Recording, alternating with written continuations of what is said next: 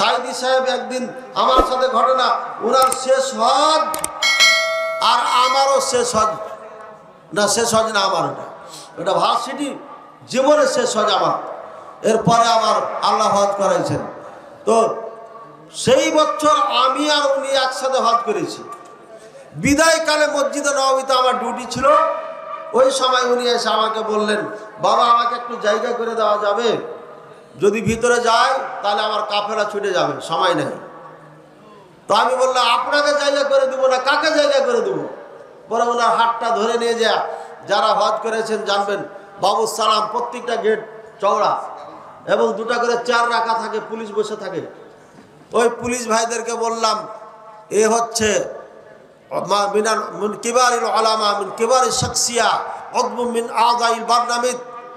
বাংলাদেশ, ইনি হচ্ছেন বড় আলেমদের একজন, ইনি হচ্ছেন পার্লামেন্ট সদস্য, ইনি হচ্ছেন মুহাদ্দির মারুফ মাশহুর মুহাদ্দির আলমী, ইনি হচ্ছেন ইন্টারন্যাশনাল একজন বক্তা, এনাকে একটু জায়গা করে দিতে হবে। আলহামদুলিল্লাহ তারা জায়নামাজ বিছিয়ে তাকে জায়গা করে দিলেন। এই হলো তিনার সাথে আমার শেষ দেখা, শেষ কথা। ভাইয়ের আমার, আল্লাহ তাকে জান্নাত দান করুন। আমি মনে করি উনি জেলখানাতে যে ইবাদত করেছেন এটা আমার সৌভাগ্য। আরাফাত মিনার দিনগুলোতে যে ইবাদত করতে দেখেছি তাকে, বিরল এত ইবাদত করে মানুষ, এত আল্লাহকে ডাকে, আমি তাকে দেখেছি এক সেকেন্ড কথা বলতে তিনি রাজি হচ্ছিলেন না। আমি একবার গেলাম, বলছে বাবা আরাফাতের ময়দানে কথা বলবো না, মিনায় যায় কথা বলবো। চিন্তা করেছেন, এইভাবে ইবাদত করেছে। উনি একটু যাবে, আপনাকে সালাম দিয়েছে। ঠিক আছে, সুতরাং ভাইয়ের আমার, মিথ্যা মামলায় কেউ যদি জড়িত করে আপনাকে, আপনি ধন্য মনে করবেন, আপনি সৌভাগ্যবান। যত বিপদ আসবে তত আপনার ভাগ্য খুলবে। আল্লাহ পাক রব্বুল আলামিন আমাকে তিনটি মাদ্রাসা করার তৌফিক দান করেছেন, বলেন আলহামদুলিল্লাহ। সৌদি আরব থেকে আসার পরে পিস টিভিতে খুঁজে খুঁজে নিয়ে চলে গেল, হয়তো সৌদি আরবে থাকলে খুঁজি পেত কিনা। 3টা মাদ্রাসা এখন আমি চালাই এবং আমি বলেছি আমার মাদ্রাসার থেকে আমি এই জাতিকে আলেম উপহার দিবই দেব ইনশাআল্লাহ। কিন্তু অর্থনৈতিকভাবে বিপদে আছি। একটা ভালো শিক্ষক নিয়ে আসলে বেতন বাড়িয়ে দিয়ে আরেকজনে নিয়ে চলে যায়, এই সমস্যায় আছি। আপনারা দোয়া করবেন। তারপরও 22 বছরের অভিজ্ঞ একজন প্রিন্সিপাল, মদিনা সৌদি আরব থেকে লেখাপড়া করা এমন একজন প্রিন্সিপাল রেখেছি আলহামদুলিল্লাহ। আর আমি আছি, আরও সিনিয়র শিক্ষক আছে এবং আরও একজন নিয়োগ দিচ্ছি। সব মিলে সব থেকে ভালো লেখাপড়া করার গ্যারান্টি আমি দিয়ে মাদ্রাসা শুরু করেছি এবং আজকে বলছি ইনশাআল্লাহ আলেমে দিন, প্রকৃত আলেমে দিন আমি উপহার এই জাতিকে দেবই দেবই, যদি আল্লাহ আমাকে তৌফিক দান করেন ইনশাআল্লাহ। আমার মাদ্রাসার ছাত্ররা 2 বছর পড়ার পরে আরবিতে কথা বলতে পারে, আরবিতে লিখতে পারবে, লিখতে পারে। আমি 3 বছর বলেছিলাম, এখন প্র্যাকটিক্যালে যা দেখছি 2 বছরই পারে আলহামদুলিল্লাহ, এবং আরবি ইবারত পড়তে পারে। এই মাদ্রাসা এই বছর, গত বছর পুরোটাই পড়াইলাম, আর সামনের বছর থেকে পড়াবো আমি নিজে। এবং আমি এই জাতিকে ইনশাআল্লাহ প্রকৃত আলেম উপহার দিবই দিবই। আমার টার্গেট ভালো আলেম তৈরি করা। আপনারা আমার জন্য দোয়া করবেন, আল্লাহ যেন কবুল করেন। দারুস সুন্নাহ সালাফিয়া মাদ্রাসার জন্য দোয়া করবেন। এটা রাজশাহীতে আছে, যেখানে আমি সর্বক্ষণ থাকি। আর নওগাঁ সাপাহারে চালু করতে যাচ্ছি বালক শাখা, আর বালিকা শাখা 16 সাল থেকে চলমান রয়েছে অতীব সুনামের সাথে। এবার 7 জন হাফেজ বের হবে আলহামদুলিল্লাহ। চিন্তা করেছেন ভাই আমার, মসজিদের নববীতে ডিউটি আছে, শেষের দিকে একদম রওজা রাসূলুল্লাহ সাল্লাল্লাহু আলাইহি ওয়াসাল্লামের কবর বরাবর ওখানে ডিউটি চলে যায়। আমাদের দেশের এক দরবার থেকে 3 জন কি 4 জন হুজুর রাসূলুল্লাহ সাল্লাল্লাহু আলাইহি ওয়াসাল্লামের কাছে সরাসরি চাইতেছে। আমি বললাম, ভাই রাসূলুল্লাহ সাল্লাল্লাহু আলাইহি ওয়াসাল্লামের কাছে না চেয়ে আল্লাহর কাছে চান, এদিকে কিবলামুখী হয়ে চান। ওরা উল্টো আমাকে বলল, ধর্ম শিখিয়ে ধর্মের কথা বলেন। এরা 8 পিসাব ছিলেন, পীর সাহেবের মুরিদ ছিলেন, ওখানকার টিচার ছিলেন তারা। এরা আল্লাহ রাসূল সাল্লাল্লাহু আলাইহি ওয়াসাল্লামের কাছে যে চাচ্ছে, হে আল্লাহ রাসূল সাল্লাল্লাহু আলাইহি ওয়াসাল্লাম, আমরা ওখান থেকে এসেছি, আমাদের জন্য এই করেন, ওই করেন, এই করেন, এই করেন। ভাইরা আবার ভালো করে শুনে রাখুন, হাজী সাহেবরা ভালো করে শুনুন, যে ব্যক্তি হজ করার পরে মদিনায় এই উদ্দেশ্যে যাবে, আমি আল্লাহ রাসূল সাল্লাল্লাহু আলাইহি ওয়াসাল্লামের নিকটে যা চাবো, হে আল্লাহ রাসূল সাল্লাল্লাহু আলাইহি ওয়াসাল্লাম, আমার জন্য কিয়ামতের ময়দানে সুপারিশ করে দিন, তাহলে পারে ওই ব্যক্তি এই কথা যদি যায় বলে, অরিজিনাল মুশরিক, চিরকাল জাহান্নামী, কোনোদিন জান্নাতে যেতে পারবে না। বলে কেন পারবে না? রাসূল সাল্লাল্লাহু আলাইহি ওয়াসাল্লাম যে জীবিত, রাসূল সাল্লাল্লাহু আলাইহি ওয়াসাল্লাম জীবিত না, সুতরাং কেন বলতে পারবে না কথা? জীবিত আছে কবরে, এটাকে হায়াতে বারজাখিয়া বলা হয়।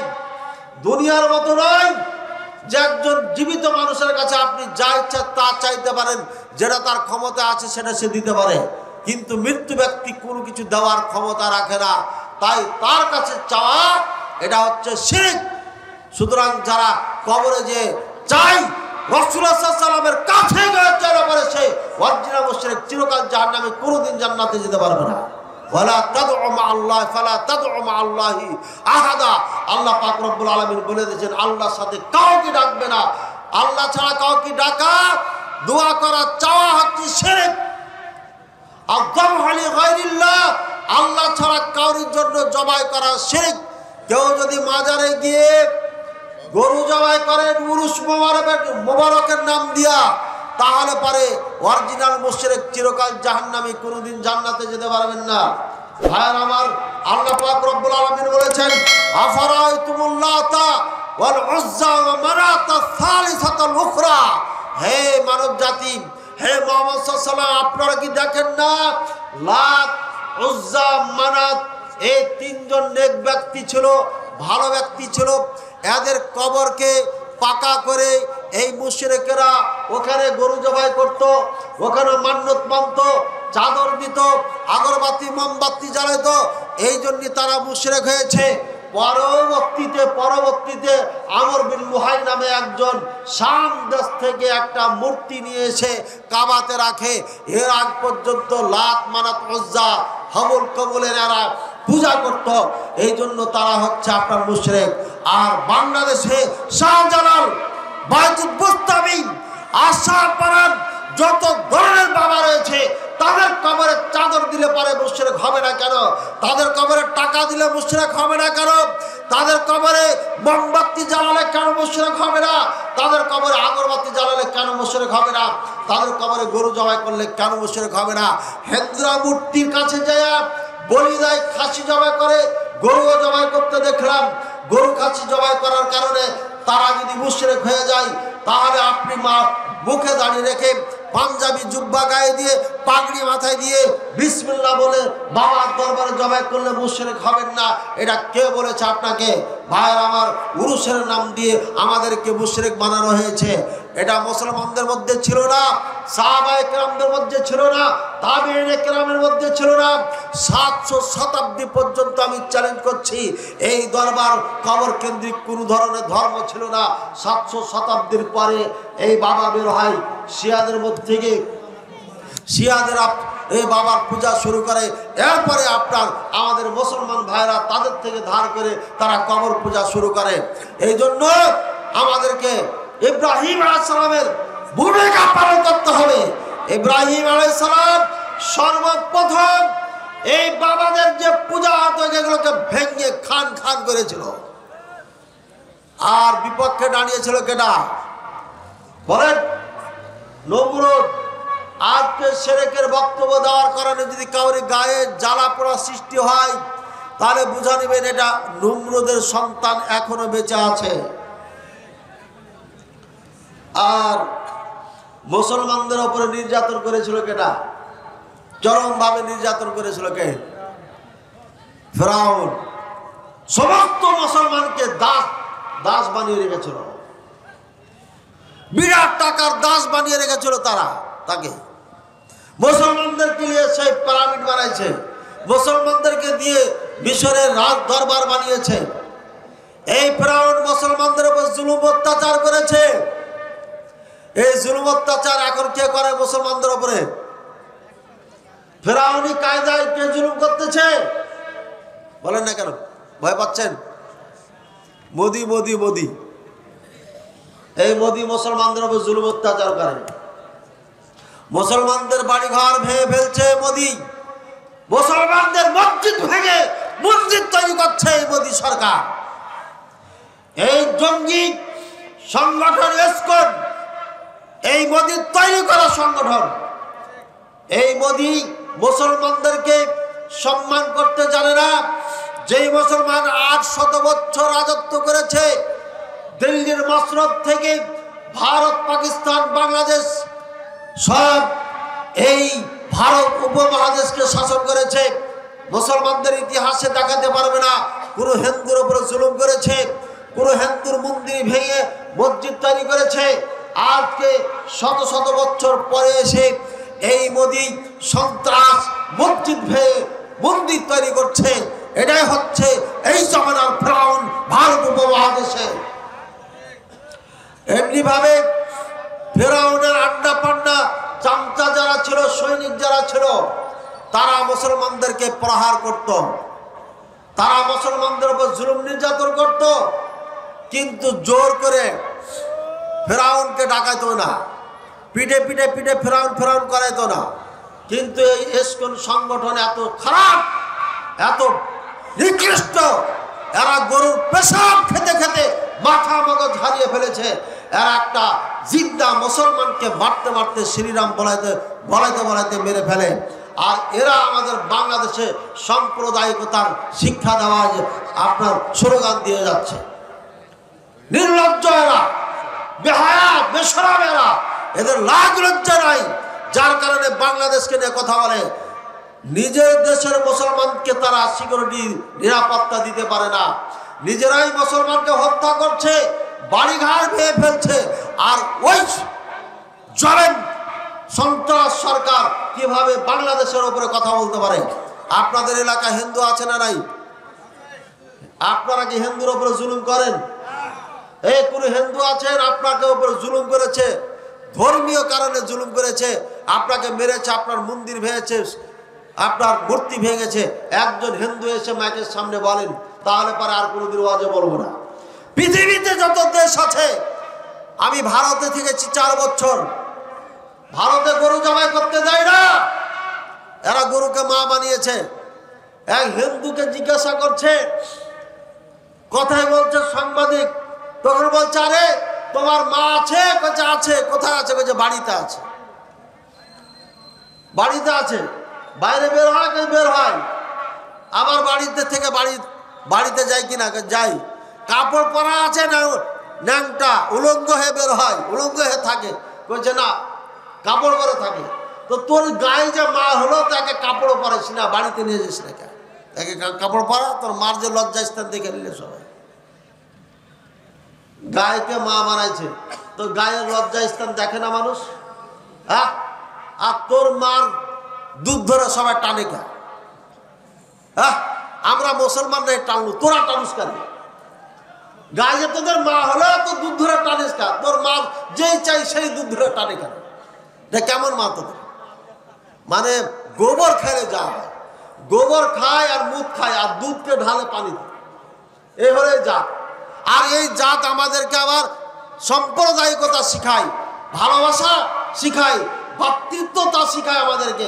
যাদের মধ্যে মানুষত্ব নাই, যাদের বিবেক কাজ করে না, যাদের বুদ্ধি কাজ করে না, তারা বাংলাদেশে আমাদেরকে সভ্যতা শিখাইতে আসে।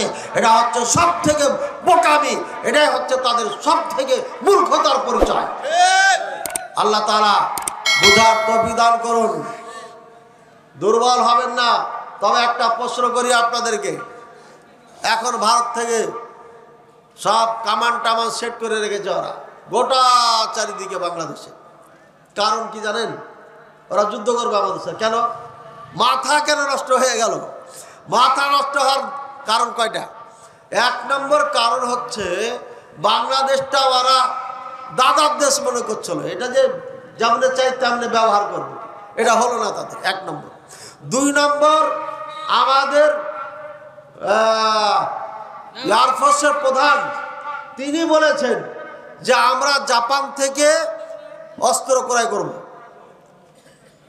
আর পাকিস্তান এখানে ফ্যাক্টরি বানাচ্ছে, আমরা অস্ত্র তৈরি করব, শক্তিশালী অস্ত্র তৈরি করবো এই জন্য। আর লালমনিরহাটে পুরোটা আপনার এয়ারপোর্টকে তরুতাজা করতেছে, যেখানে মোটামুটি কয়েকশো যুদ্ধ বিমান রাখা যাবে। আর এটা চিকেন নেক, মুরগির গলার থেকে একদম কাছাকাছি, বেশি দূরে না। ভারতের অবস্থা খারাপ, বাংলাদেশ যদি এগুলো তৈরি করে, এইসব পদক্ষেপ নেয়, এ বেটা ইউনুসে শুরু করলো কি, তাহলে তো আমার দাদাগিরি আর চলবি না, কথা বুঝেছে।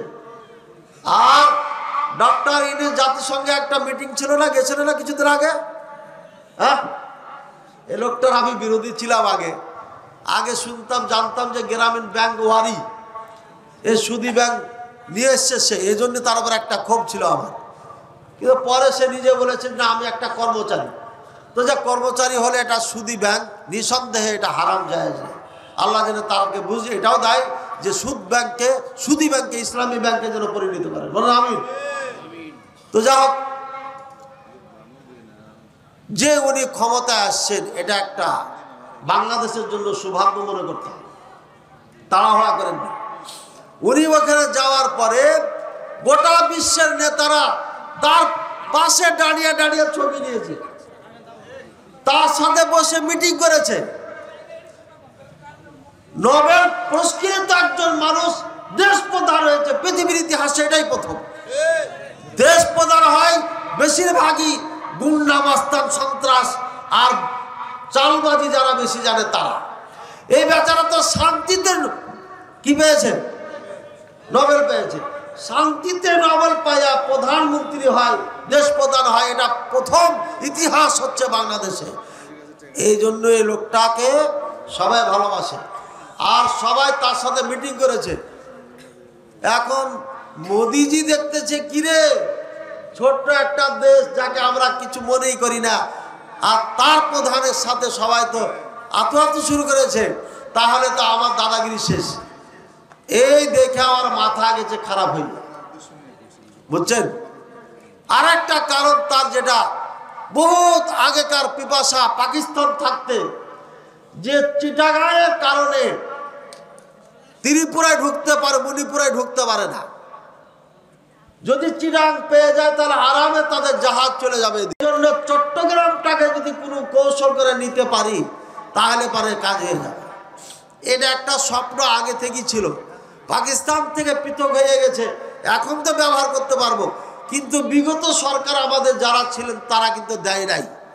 আমাদের এই কিছুদিন আগের সরকার, তিনি কিন্তু দিতে দিতে দিতে পুরাটাই দিয়েছিল। আমাদের বুকের ওপর দিয়ে তাদের ট্রেন যাবে, ট্রেন, তাই না? আল্লাহ বাঁচাইছে। এই ছোট্ট বুকের ওপর দিয়ে ট্রেন গেলে পারে বুক থাকবে? আল্লাহ বাঁচাইছে। এই জন্য ধন্যবাদ। আওয়ামী লীগ করেন আর বিএনপি করেন, ভারত, এই মোদী সরকার বাংলাদেশের কল্যাণ চায় না।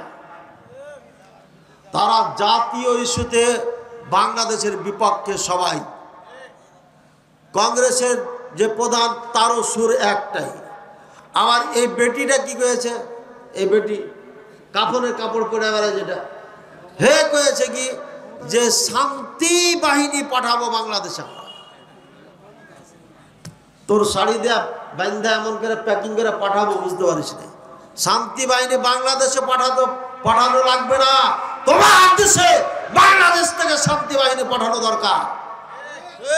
তোমরা মুসলমানদের উপর জুলুম করছো, মহাসিরে হাজার হাজার বিঘা জমিন তোমরা হিন্দুরা ভক্ষণ করছো।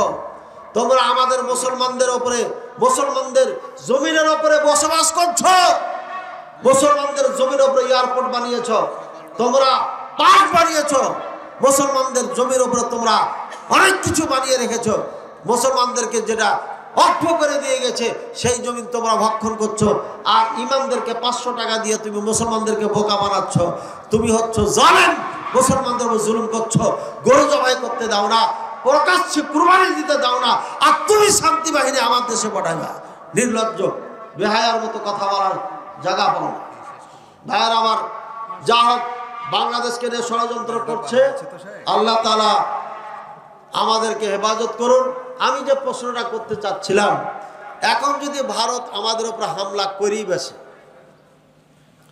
এখানে 100টা পুলিশ আসা, মিলিটারি আসা আমাদেরকে এখন অ্যাটাক করে ফেলেছে, কিভাবে তাদের মোকাবেলা করবেন বলেন তো? কি বলেন? আর ব্রাহ্মণবাড়িয়াতে তো ওদের কাছে কোচ আছে, কোচ, ওটাকে কি বলে যে না, এই যে ভাই চালিয়ে মাছ মারে না, বর্ষা। আরে ভাই 4টা 5টা করে থাকে, একদম মাছে এইভাবে মারা, ঠাঠা না কাঠা, ওটা কি বলে? এই কুচা বলে, টাটা বলে, ঠেঠা মেঠা, যাই হোক, ওদের কাছে তো এটা আছে। চাপাই নবাবগঞ্জে বড় বড় হাঁসা আছে, হাঁসা বুঝেন তো, যে কোপাই। আপনাদের কাছে কি আছে? শুধু ইমান দিয়া খালি হাতে হয়ে যাবে। বদরের যুদ্ধে তাইলে তালোয়ার লাগতো না, উহুদের যুদ্ধে তাইলে 70 জন সাহাবী শহীদ হতো না। ইমান দিয়ে যদি আল্লাহ আপনাকে রক্ষাই করবে, তাহলে পরে বদরের যুদ্ধে 70 জন রাসূলুল্লাহ সাল্লাল্লাহু আলাইহি ওয়াসাল্লামের উপস্থিতিতে রাসূলুল্লাহ সাল্লাল্লাহু আলাইহি ওয়াসাল্লামের 70 জন সাহাবা শহীদ হতো না, রাসূলুল্লাহ সাল্লাল্লাহু আলাইহি ওয়াসাল্লামের দন্দান শহীদ হতো না। কি করবেন? আমরা নিজেরা ঠেলাঠেলি করতে করতে করতে করতে নিজেরা ভুলে গেছি, যুদ্ধ জিহাদ সব ভুলে গেছি। আল জিহাদু মাদিন ইলা ইয়াউমিল কিয়ামা, জিহাদ কিয়ামত পর্যন্ত থাকবে। আর এই যুদ্ধ করার জন্য প্রত্যেকটি সন্তান নরনারীকে ট্রেনিং নিতে হবে। ভারতের এসকম সন্ত্রাসী দলেরা স্কুলে মেয়ে ছেলে সবাইকে ট্রেনিং দেওয়া হচ্ছে, সশস্ত্র ট্রেনিং দিচ্ছে তারা।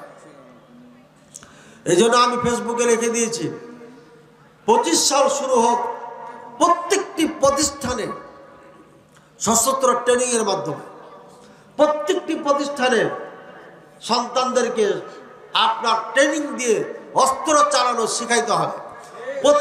প্রত্যেকটি সন্তানকে ক্যারাটে কুংফু শিখতে হবে, বাধ্যতামূলক করে দিতে হবে, এটা একটা সাবজেক্ট বানিয়ে দিতে হবে। তবে ভারত প্রেমিক যারা, তাদেরকে শেখানো যাবে না। ভারত প্রেমিক যারা, এদেরকে শেখালে পারে উল্টা আমাদেরকে মারবে। এই জন্য বাছা বাছা শেখাইতে হবে। আর বলে যাচ্ছি, যারা ভারত প্রেমিক, প্রেমের জ্বালায় মরে, এদেরকে নজরবন্দি করে রাখবেন। সেই মুসলমান হোক আর হিন্দু হোক, এরা বাংলাদেশকে ষড়যন্ত্র করছে। প্রত্যেকটি শিক্ষিত হিন্দু বাংলাদেশের 90%, আমি বলি কম করে বলি, 90% হিন্দু এসকনের সদস্য। আওয়ামী লীগ সরকারের বিপক্ষে বলছি না, কিন্তু যখন তারা ক্ষমতায় ছিল, যেখানে ঢুকতাম দেখি হিন্দু, যেখানে ঢুকেছি হিন্দু, সব থানায় হিন্দু। এরা গেল কই? হ্যাঁ, ফেসবুকে লিখতেছে আসিফ নজরুল ইসলাম, না আসিফ নজরুল ইসলাম, উনি যে উপদেষ্টা, উনি এক সময় নাকি বলেছিলেন যে 26 লক্ষ এখানে কাজ করে, 26 লক্ষ। এখন চাইছে 26 লক্ষ কই দেখাও। আমার প্রশ্ন হলো, এয়ারপোর্ট দিয়ে যে সৈনিকগুলো গেল বিনা টিকিটে, অস্ত্র শস্ত্র নিয়ে, পোশাক পরে, শত শত পুলিশ যে নাকি মিলিটারি যে গেল, এই সৈনিকগুলো বাংলাদেশি, তো বাংলাদেশি হলে এরা প্লেনে উঠে গেল কোন দেশে? এরা কারা ছিল? যাত্রা বাড়িতে আমি নিজে শুনেছি, মার সালেকো, মার সালেকো, মার সালেকো মানে সালাকে মার। এই হিন্দি ভাষা, উর্দু ভাষার কথা বাংলাদেশিরা কয়। হ্যাঁ, বোঝা যাচ্ছে 26 লক্ষ না থাকলে 26,000 ছিল এখানে। এখনো হিন্দুরা ঢোকার জন্য আবার ব্যবস্থা নিচ্ছে। মনে রাখেন, প্রত্যেকটি মুসলমান, আগে আমরা তীর ধনুক, আমরা ছোট যখন ছিলাম তীর ধনুক খেলতাম, পাখি মারতাম, তাক করতাম যে এটা এই যে ফড়িং একটা, এই যে পোকাটা আছে ওকে মারবো। এই তীর ধনুক সন্তানদেরকে বাঁশের বানাই দেন, এখন থেকে ট্রেনিং করেন, আপনারাও ট্রেনিং করেন। এটা তো আর নিষেধ নাই, বাঁশ দিয়ে তীর ধনুক তৈরি করেন, এটা দিয়ে পাখি শিকার করেন, এখন থেকে ট্রেনিং করেন। মুসলমান পরাজয় হয় নাই, কখনো হবে না ইনশাআল্লাহুল আজিজ। সময় আসবে, কথা বলবে ইনশাআল্লাহ। আল্লাহ তাআলা আমাদের তৌফিক দান করুন, আমিন। একজন পড়ে দিলে বেশি ভালো হয়, তাহলে তাড়াতাড়ি হবে।